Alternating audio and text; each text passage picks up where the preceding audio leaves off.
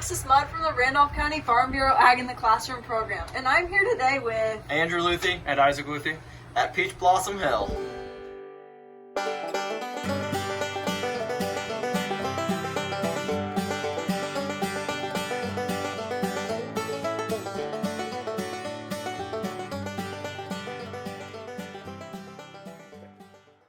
Alright, so how long have you guys been farming peaches? Alright, so my father bought into the peach orchard business about 2 years ago. So what happened here is there was an auction and my dad was interested in the peach orchard. So he up and called us and said, hey, I bought a peach orchard. So here we are. So there's about 10 acres of peach trees here. There's about, I think, how many trees do you think? About 600. About 600, yeah. Some are ready to pick from and some are, younger saplings like we have here back in the back. So, but yeah, we've owned this for 2 years now, and it's our second year right now, second season we're in. So, yep. So, how long does it take to plant a new peach tree and to get that one fully ready to produce fruit? When you're planting trees, it's a pretty simple process. It's just like any other tree. Peach trees are a little different in the fact that you dig a hole with a shovel, just like any other tree, but it doesn't have to be a deep hole. It's a shallow hole, probably about 1 to 2 foot deep, and you plant your sapling, and over the course of time, about 5 years, that sapling will be producing fruit. Perfect. How does the different weather that you have this year affect the growth of the peaches? So this year we've had a lot of rainfall, and peaches, it's a tree, so they don't need a whole lot of rainfall, but they do need some rainfall. And what helps make a peach ripe is just the sunlight and the heat, and that is your number one factor, is sunlight and heat. So like Georgia, you never heard of Georgia peach, that's because they have a lot of humidity, a lot of sunshine, and a lot of heat. So that's what makes your peach. Okay, so while we're talking about that, how do you know when your peaches are ripe? So you can't go by color. Color is deceiving.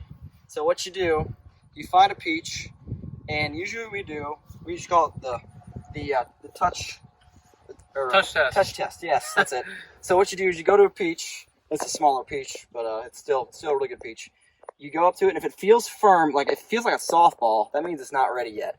But if it's just you have a little bit of give to it, that means it's getting close. And what you usually want to pick them when they're close and not all the way ripe, because when they're too ripe, then they'll bruise really easy when you pick them, and they'll also fall off the tree a lot easier. When you buy them from the store, what you usually get are these green softball peaches. They might be big, they might look good, but they're going to be hard. That's because whenever these people pick these peaches from other non-local orchards, what you're going to have is you're going to have a lot more greener peaches for shipping and transporting, which makes it a lot more difficult. They give more time for the transportation, right? But the peach is losing a lot of flavor during that, though.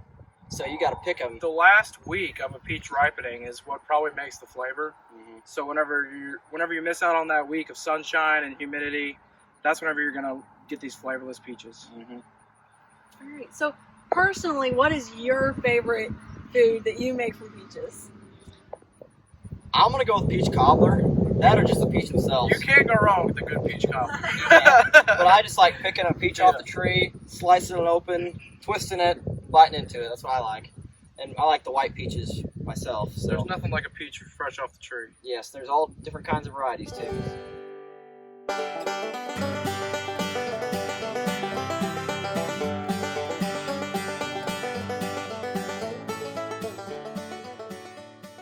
So whenever you guys plant a new tree, how do you start with planting it in the ground?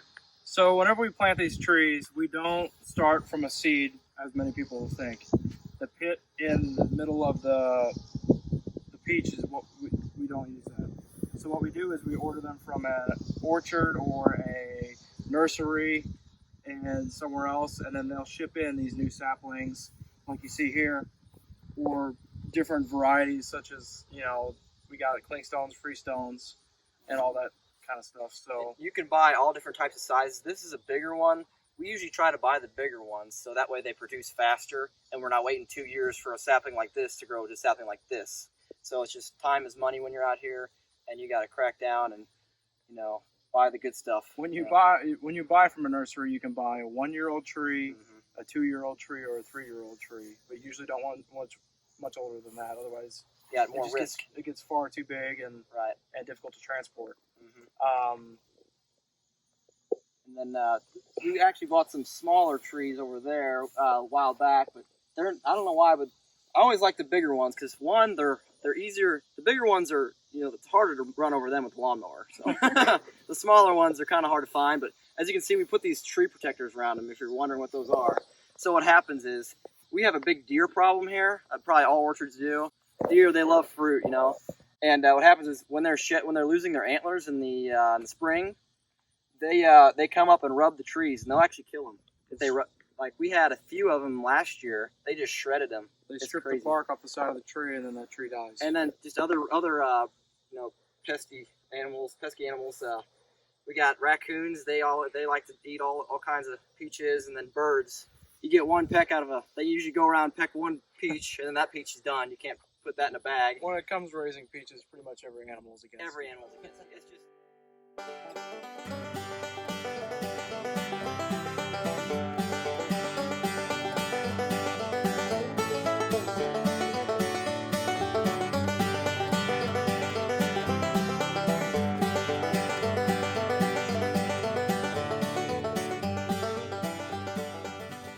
All right, so thinning peaches is a big part of the process whenever you're running an orchard.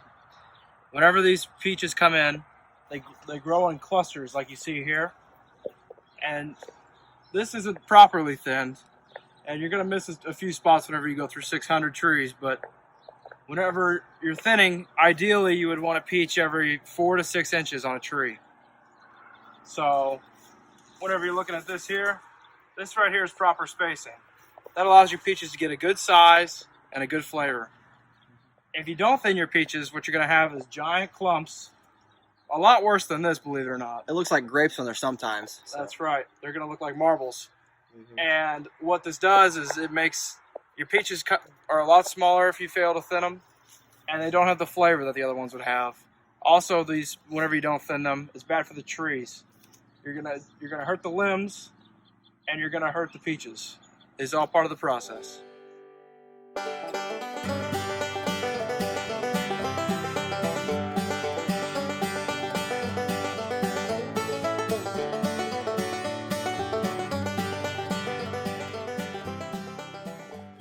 All right, so when you're picking a peach, usually you gotta know by the firmness. And I found this one here.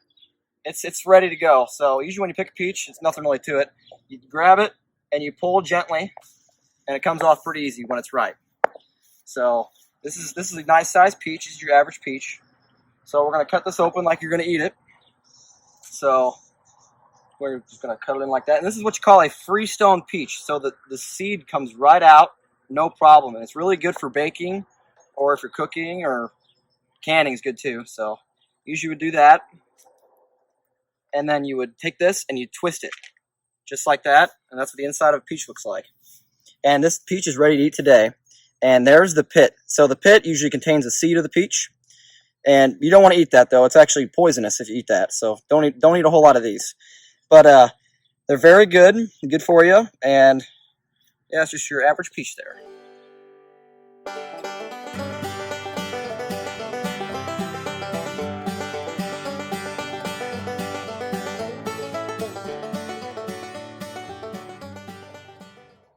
So what is your personal favorite part of the peach growing process? So I would say my favorite part is definitely picking the peach, because that's when the work is done and there's money to be made. So that's what I enjoy. Up to picking the peach, it's a lot of work. So we start out in about February is when we trim the limbs off, and that puts stress on the peach tree, and that makes them produce the fruit. And you have to do that to about every single tree. Usually you cut a tree into a V. And that way the sunlight can go down and reach the entire tree. And that's how you get the peaches ripe.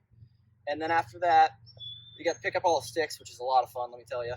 That's a lot of work. But after that, the fruit starts, or they start flowering, then it puts on fruit, and then we go on and we thin all of the fruit. And that's probably the worst part, honestly.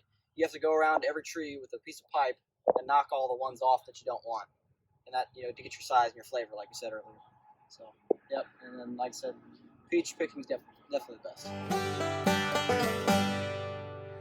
So big thank you to Andrew and Isaac for showing us around their peach farm, and thank you to all of you guys for joining us and tuning in to learn all about these peaches. hope you guys learned something you didn't know before. And yeah. Come see us again sometime.